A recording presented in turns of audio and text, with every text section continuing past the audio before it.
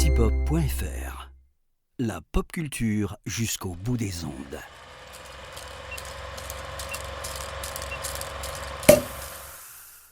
Bonjour à toutes, bonjour à tous. Bienvenue dans ce nouveau numéro du calendrier de l'après et de l'apéro ciné. Je suis Antoine et dans ce 7e épisode, nous allons parler drame, nous allons parler politique. En effet, le 7 janvier 1953, Harry Truman révélait au monde que les USA étaient dotés désormais de la bombe à hydrogène, encore plus puissante que la bombe nucléaire. On est à l'époque en pleine guerre froide, en pleine psychose nucléaire qui va s'accentuer d'année en année. Et le cinéma américain va évidemment en parler. Alors, vous penserez sûrement à Dr. Folamour de Stanley Kubrick, sorti en 1964 si je vous parle de films sur la bombe nucléaire.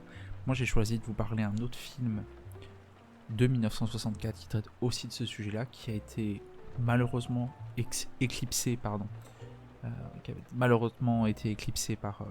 Kubrick pour des histoires de droit, de procès de plagiat, qui est sorti un peu plus tard dans l'année, que la majorité des gens ont oublié, ce qui est dommage parce que pour moi c'est de loin le meilleur des deux.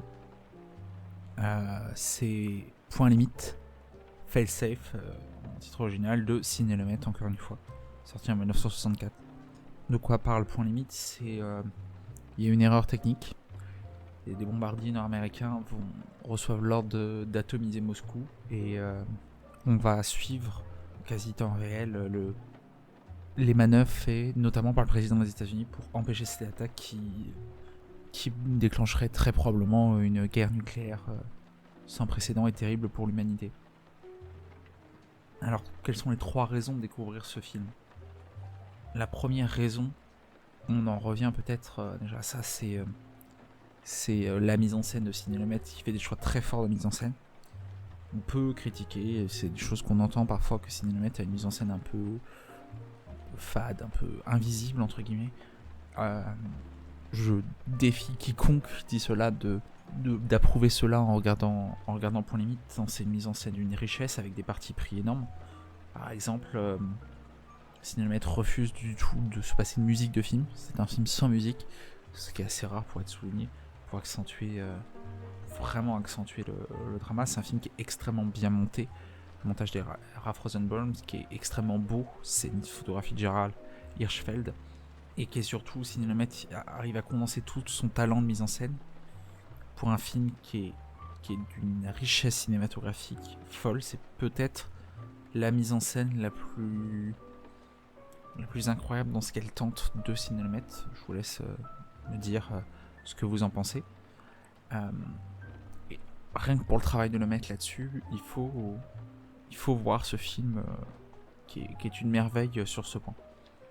Deuxième point pour lequel il faut voir Point Limite, c'est pour le travail de Walter Bernstein sur le scénario. Donc ce film est une adaptation d'un roman du même nom de Jane Burdick et Harvey Wheeler. Walter Bernstein, lorsqu'il fait son scénario, il va mettre le maximum de choses réalistes dans son œuvre.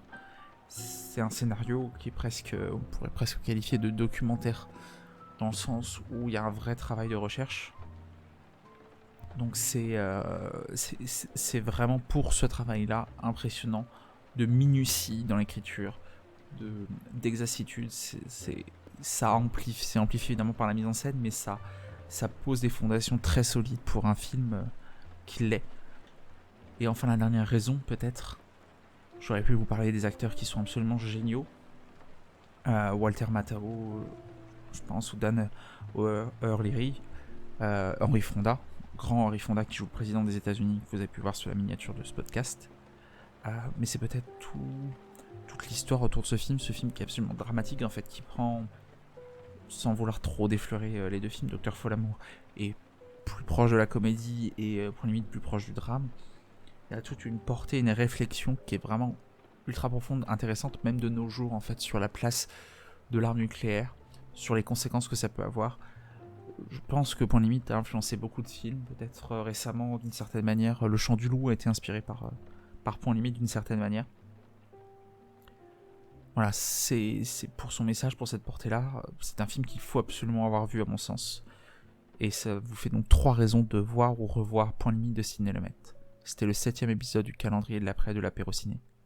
Je vous souhaite à tous et à toutes une très bonne journée et je vous dis à demain pour un nouveau numéro.